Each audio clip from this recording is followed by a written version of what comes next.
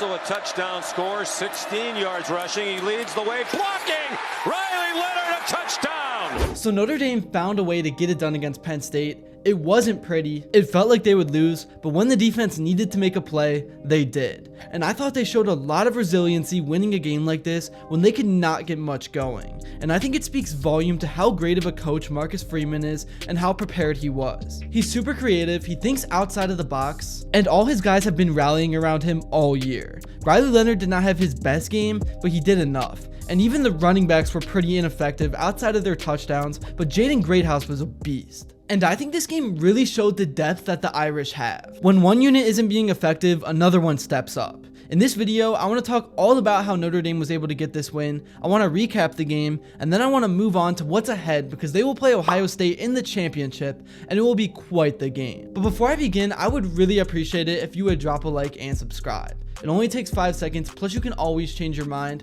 We are on the road to 50,000 subscribers now, and with your support, I believe that we can get there super fast. Alright, so starting off, sort of recapping the 27-24 win over the Nittany Lions, the defense started the game off with a big stand, and so did the Penn State defense as well. With about 5 minutes to go in the first, Riley Leonard threw an interception to Wheatley, and Drew Aller started to drive down the field, and Ryan Barker nailed an easy 20-yard field goal to put Penn State up 3-0. Once again, Riley Leonard and the Irish offense just could not get anything going, and they had to punt. And this is when I thought things would get out of hand, because the Nittany Lion offense started to click. Katron Allen had a big 20-yard gain, Tyler Warren had a few first down catches, and then it was Singleton who rushed it in to give Penn State the 10-0 lead. So now we were at a point where the Irish knew they needed to get points on the board, and that is just what they do, man. All season long, when their backs have been against the wall, they have responded. Williams caught a pass, Mitchell Evans had a 5-yard gain, Jordan Greathouse had one, and the Irish put 3 points on the board from a Mitch Jeter 41-yard field goal as time expired before halftime. Coming out of the locker room, Jeremiah Love became a workhorse on the ground,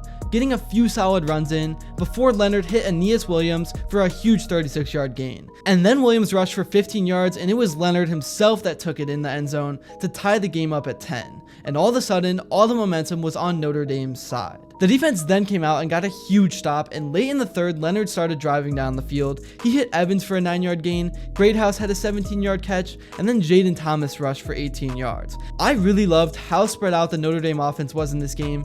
Everyone chipped in, and Love rushed one in from 2 yards out to give the Irish the 17-10 lead. Penn State responded in a hurry though. Drew Aller threw a dime to Tyler Warren for a big 27-yard gain. Aller also took off himself using his legs to get 9 yards, and then he hit Khalil Dinkins for a 20-yard gain, and then Allen had a 10-yard rush, and Singleton took it into the end zone for the 7-yard touchdown. And all of a sudden, with 10 minutes left to go, we were all knotted up at 17. And then Riley Leonard made a huge mistake throwing an interception to Sutton. It completely flipped the momentum around to Penn State, and Drew Aller and the Nittany Lions took full advantage. Aller used his legs to get a big 11-yard gain, then the Notre Dame defense committed pass interference to give them 15 yards, and Singleton rushed one into the end zone to put Penn State up 24-17, and now all of a sudden, the Irish had to respond or else it was season over. So what do you think they did? Just a few plays into their next drive, one of the Nittany Lion corners slipped, and Jaden Greathouse easily was able to walk into the end zone for what went down as a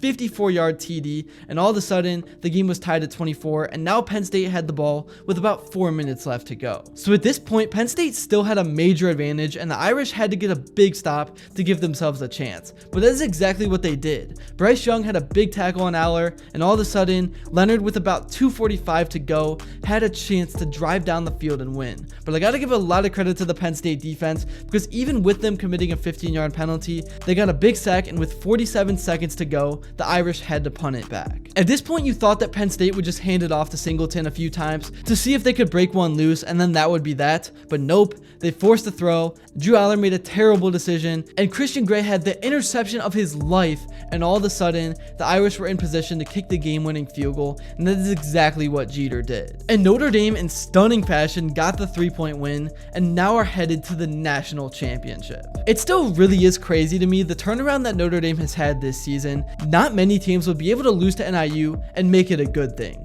But But I think that again just really speaks volume to the head coach that Marcus Freeman is and the leader that Riley Leanord is. The offense is just so creative and innovative, and the defense has improved a lot as well. And as I mentioned earlier, one thing that is really starting to show itself is the all-around depth that this team has. I know Ohio State is going to be a dogfight, and talent-wise, the Buckeyes definitely have the edge. But one thing that Notre Dame has is fight and grit. And if you're looking for some positives, the Irish really did not play well at all against Penn State. It was one of the most fun wins of the season, but there are definitely some things that you can look at that they need to improve on, and there were so many things they didn't do well. And winning that game against Penn State really could have been a turning point for the program. This win might have even been more satisfying than the Georgia one. I thought the Georgia win was a breakthrough, but Notre Dame historically does not win games when they are dead in the water and dealing with things like bad officiating and a dead offense. It was very unlike this program to do what they did, but now that they have done it and they have won a game like that on the biggest stage, not only will it give them confidence going into the national championship against Ohio State, but next season and the following ones in the transfer portal, they should be able to be super aggressive and guys will want to come in. I really do think that being a good team right now will be huge for the next 10 years because of the domino effect. And who wouldn't want to play for Marcus Freeman? A guy who is younger and can really relate to the players, a guy who is super creative and innovative, a guy that is gonna try to get you involved even if you are far down the depth chart, and just a guy without an ego. I think Marcus Freeman is the perfect head coach for this program, as I've said a million times,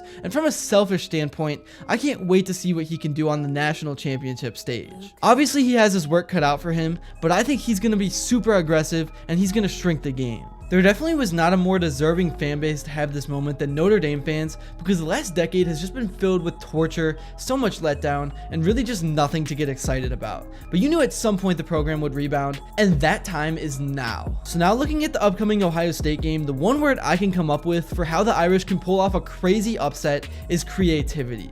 They need to line up in weird formations, they need to do weird things to throw off that Buckeyes defense, because talent and size-wise they are outmatched. And the Ohio State defensive line over the last 3 games has been unreal. They look like an NFL defensive line. I know Freeman prides himself and the team on winning in the trenches and wearing you down with Love and Price, but it is going to have to be a balanced offense. Leonard is going to have to make a few big throws. I would love to see some screens and a lot of short crossing routes. Really, you just got to get the ball out of Leonard's hands quickly and effectively, because Jack Sawyer and JT are going to get pressure early and often. But if you run those screens every few plays and you make those guys have to second guess all-out blitzing, that can really buy some time for those deep throws. So I think the Irish definitely have more of a fighting chance to win this game than people are giving them. And it's not like Will Howard is a top 5 pick caliber QB that is just unstoppable. He's definitely in a rhythm right now, but like they did to Drew Aller, if the Irish defensive line can get in his face, they can definitely force a few ill-advised throws. But yeah, beating Penn State was just a huge win for this program.